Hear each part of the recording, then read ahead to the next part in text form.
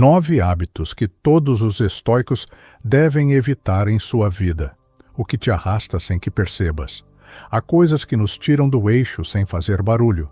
Há quedas que começam com gestos pequenos, rotinas silenciosas, pensamentos repetidos que não questionamos. Nem sempre é a tempestade que nos derruba. Às vezes, é o hábito. Um hábito que parece inofensivo, mas que aos poucos nos arrasta para longe de quem somos.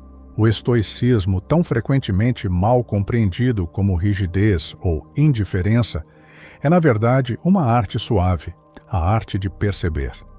De perceber o que nos governa sem que saibamos, de notar os impulsos que nos conduzem como fios invisíveis e de, com gentileza e firmeza, aprender a cortá-los. Sêneca dizia que o primeiro sinal de sabedoria é saber o que evitar, não o que acumular, não o que exibir, mas o que deixar para trás. E isso exige uma sensibilidade rara, porque há hábitos que parecem parte de quem somos, mas que na verdade são pesos antigos. São adaptações emocionais que fizemos para sobreviver, mas que agora nos impedem de viver com inteireza. Reagimos sem pensar, buscamos atenção sem perceber, fugimos do silêncio como se ele fosse ameaça. E tudo isso vai moldando uma versão de nós mesmos que parece forte, mas que está sempre à beira da exaustão. Epicteto, com sua lucidez implacável, dizia: "Você é livre, mas vive como servo dos impulsos." E talvez essa seja a dor mais difícil de nomear. Saber lá no fundo que algo está errado, mas não conseguir explicar o quê. O mundo ao redor parece normal, mas a alma está inquieta. A rotina continua, mas o coração pesa. Como um navio à deriva que não percebeu que perdeu o leme. Os ventos não são o problema, as ondas também não. O problema é não saber mais para onde estamos indo, ou pior, fingir que sabemos para não ter que parar e encarar o vazio. Mas é exatamente aí que o estoicismo se torna abrigo. Ele não grita, não exige, ele convida. Convida a olhar para dentro com sinceridade, a identificar os hábitos que, mesmo silenciosos, estão nos afastando da nossa dignidade emocional. Convida a escolher com mais presença, a responder com mais consciência, a viver com mais verdade, porque ser forte no sentido estoico não é suportar tudo sem reclamar, é não aceitar carregar aquilo que já não serve.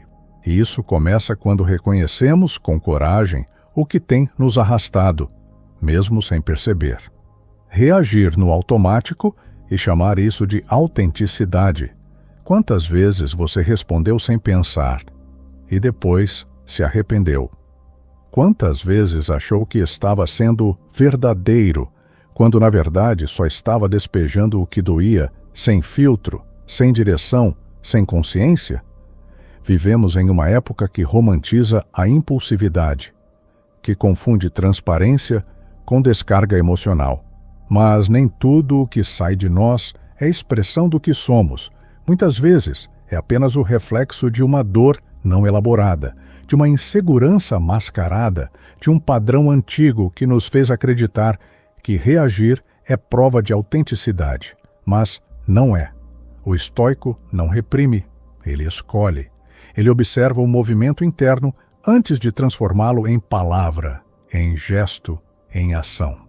Ele sabe que entre o impulso e a resposta há um intervalo, e que é ali, nesse intervalo, que a liberdade começa.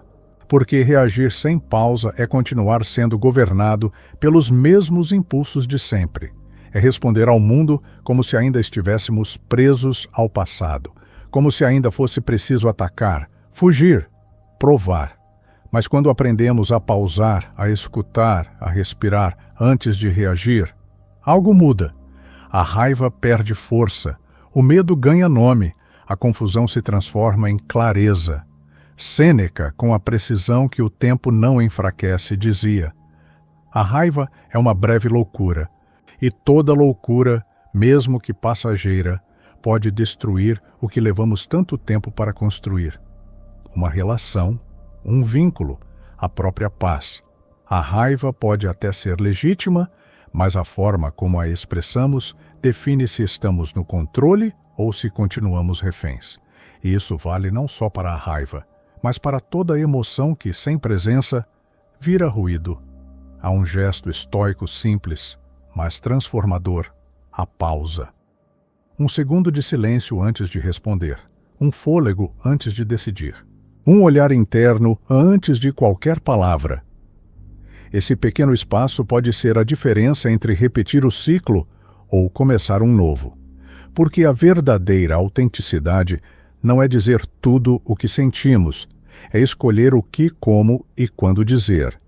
É perceber que o centro não está no impulso, mas na intenção. E só quem aprende a não reagir no automático descobre o poder de agir com verdade. Uma verdade que não grita. Uma verdade que não precisa se defender. Uma verdade que, por ser silenciosa, é profundamente libertadora. Procurar validação disfarçada de conexão. Às vezes, o que chamamos de conexão é apenas uma tentativa disfarçada de ser visto. Queremos escuta, mas no fundo temos fome de aceitação. Buscamos contato, mas muitas vezes é a solidão que fala por nós. E então nos moldamos, suavizamos partes, escondemos outras, dramatizamos o que nos tornaria mais interessantes. Fazemos isso sem perceber, não por maldade, mas por medo. Medo de sermos esquecidos, ignorados, deixados para trás. E é nesse lugar de insegurança que nasce o hábito de procurar validação, não por quem somos, mas pelo que conseguimos causar nos outros. Vivemos em tempos onde a exposição virou sinônimo de presença. Quanto mais mostramos, mais acreditamos que existimos. Mas o estoicismo nos ensina que estar presente não é ser visto, é ser inteiro. E não há inteireza quando cada gesto é calculado para causar boa impressão. Marco Aurélio dizia: preocupar-se com a opinião dos outros é esquecer quem você é. E talvez essa seja uma das formas mais profundas de autoabandono. Tentar caber em moldes que nunca foram feitos para nós. Porque ao tentar agradar, frequentemente nos afastamos daquilo que realmente precisamos dizer, daquilo que realmente somos, mesmo quando isso não é popular, bonito ou admirado. Essa busca por validação é traiçoeira porque se disfarça de cuidado. A gente diz que quer se conectar, mas muitas vezes estamos apenas querendo confirmação. Confirmação de que somos suficientes, de que pertencemos, de que merecemos, mas quando a necessidade de ser validado se sobrepõe à verdade, a conexão se torna máscara. E nenhuma relação sustentada por máscaras pode durar sem adoecer. O estoico não ignora o desejo de aceitação. Ele o reconhece, mas não o alimenta com ilusão. Ele sabe que a única presença que sustenta é aquela que nasce do silêncio, da clareza, da coragem de ser quem se é, mesmo que o mundo não aplauda. Antes de qualquer exposição, há uma pergunta que pode mudar tudo. Estou agindo por presença ou por falta? Se for por presença, haverá paz, haverá firmeza, haverá simplicidade. Se for por falta, virá a ansiedade, a expectativa, a cobrança. E nenhuma dessas sensações é sinal de conexão real, porque estar com alguém, ou mesmo consigo, só tem valor quando não é necessário fingir, quando não há performance, quando não há carência disfarçada de diálogo. E essa liberdade, embora difícil no início, é a única que realmente cura. Ser estoico nesse contexto é ter coragem de aparecer com inteireza, não com edição. É permitir que o que é essencial em você se manifeste, sem maquiagem, sem necessidade de convencimento, sem o desespero de ser aceito. E, ironicamente, é aí que a verdadeira conexão nasce. Não da tentativa de ser amado, mas da decisão de se manter inteiro, mesmo quando ninguém está olhando. Fugir do tédio, como se a paz fosse incômoda. Vivemos em um tempo onde o silêncio assusta, onde a pausa parece perda de tempo, onde cada instante sem estímulo é preenchido com notificações, telas, conversas curtas que não tocam em nada real. Fugimos do tédio como se ele fosse sinal de fracasso. Mas talvez o tédio, esse incômodo sutil que sentimos quando o mundo desacelera, não seja nosso inimigo. Talvez ele seja um convite para escutar o que ignoramos, para sentir o que reprimimos, para lembrar do que somos quando não estamos tentando ser mais nada. O estoico aprende a suportar o vazio, porque é no vazio que a alma finalmente pode ser ouvida. Quando não há mais o que fazer, nem para onde correr, resta o que somos, e isso para muitos é insuportável, porque escutar o que há dentro exige coragem. Coragem para reconhecer o cansaço, a saudade, a frustração, a verdade que não cabe em frases prontas. E é por isso que fugimos, porque o silêncio revela. E o que ele revela nem sempre é confortável, mas quase sempre é necessário. Sêneca dizia que o tédio é a dor daqueles que não sabem estar consigo mesmos. E isso diz muito sobre a nossa incapacidade de simplesmente existir, sem provar, sem produzir, sem interagir, apenas estar. Porque aprendemos que o valor está no fazer, que a importância está no impacto.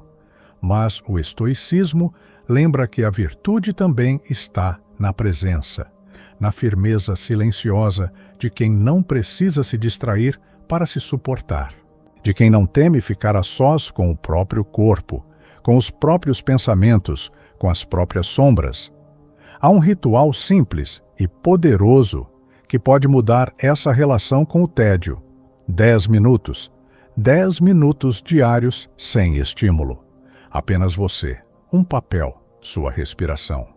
Não para escrever algo brilhante, não para meditar com perfeição, mas para estar ali, presente, sem pressa, sem meta. Porque é nesses intervalos que a alma sussurra, que as respostas mais sinceras emergem, que a paz deixa de ser um conceito e começa a ser uma experiência. Fugir do tédio é, no fundo, fugir de si. Mas ninguém pode fugir de si por muito tempo sem se perder. E se perder de si é o oposto de viver com inteireza. O estoico não busca o tédio, mas também não o teme. Ele sabe que a paz não vem da ausência de movimento, mas da reconciliação com o próprio silêncio. E essa reconciliação começa no momento em que deixamos de ver o tédio como ameaça e passamos a vê-lo como espelho, um espelho que reflete com ternura e precisão tudo aquilo que ainda precisa ser olhado. E talvez acolhido, acumular sem propósito, até mesmo emoções. Há um tipo de acúmulo que não se vê, mas que pesa, que se aloja nos ombros, no peito, no estômago. Acumulamos ressentimentos não ditos, tarefas não concluídas, promessas esquecidas. Guardamos mensagens que não respondemos, roupas que não usamos, memórias que não digerimos, e carregamos tudo isso como se fosse natural, como se viver fosse sinônimo de armazenar. Mas o acúmulo é traiçoeiro, porque ele nos convence de que estamos preparados, quando na verdade estamos apenas sobrecarregados. Ele nos faz sentir cheios, quando por dentro já não há espaço para respirar. O estoico observa o que carrega e aprende a soltar, porque dignidade não é ter muito, é saber o que vale manter e o que já venceu. Isso vale para objetos, sim, mas vale muito mais para emoções. Quantas mágoas você vem arrastando por medo de parecer fraco? Quantas relações você sustenta apenas pelo pavor de ficar sozinho? Quantos papéis você insiste em interpretar para não encarar o desconforto de não saber mais quem é? O apego, seja ao que for, é um peso que vai lentamente obscurecendo a leveza que a alma precisa para ser verdadeira. Epicteto dizia: não diga perdi, diga devolvi. Essa frase carrega uma força silenciosa, porque nos lembra que nada nos pertence de verdade, nem pessoas, nem conquistas, nem versões de nós mesmos. Tudo que chega, um dia pode partir. E a resistência a essa verdade cria sofrimento, porque confundimos amor com posse, identidade com papel, estabilidade com controle. Mas tudo isso é transitório. E enquanto não aprendermos a devolver o que já cumpriu seu ciclo, vamos seguir acumulando mais do que conseguimos sustentar com inteireza. Soltar não é abandono, é cuidado. É um gesto de respeito por si, um reconhecimento de que viver com propósito exige espaço. Espaço dentro. Espaço para o novo. Espaço para sentir com profundidade, sem que cada emoção precise brigar por atenção. E essa leveza não se conquista com esforço. Ela nasce da escolha silenciosa de desapegar, de deixar partir o que já não serve, o que dói sim, mas que dói mais se ficar, o que um dia foi abrigo, mas hoje só ocupa o lugar do que ainda não teve chance de nascer. O estoico caminha leve porque escolhe com clareza, e essa escolha é feita todos os dias, no modo como fala, no que tolera, no que decide deixar ir.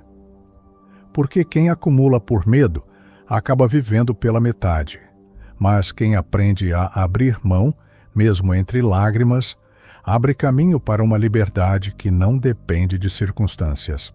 Uma liberdade que vem de dentro e que só floresce quando o coração, enfim, aprende a viver com menos, mas com verdade. Julgar o outro para não encarar o espelho. Nem sempre o julgamento nasce da maldade. Às vezes, ele nasce da dor, da necessidade de desviar o olhar, de colocar o foco fora para não ter que encarar o que grita por dentro. Julgar o outro é, muitas vezes, um gesto de defesa, uma tentativa inconsciente de manter distância do próprio espelho. Apontamos o erro alheio, porque é mais fácil lidar com o defeito do outro do que tocar na ferida silenciosa que carregamos. Mas essa facilidade é ilusória, porque quanto mais julgamos, mais nos afastamos de nós. E quanto mais nos afastamos, mais perdidos ficamos dentro do que não queremos reconhecer. O estoico não julga, ele observa. Ele observa para compreender. Ele observa para cuidar de si. Porque sabe que cada julgamento externo é, na verdade, uma informação sobre o mundo interno. Sêneca dizia: quem muito se ocupa dos erros dos outros, esquece os próprios.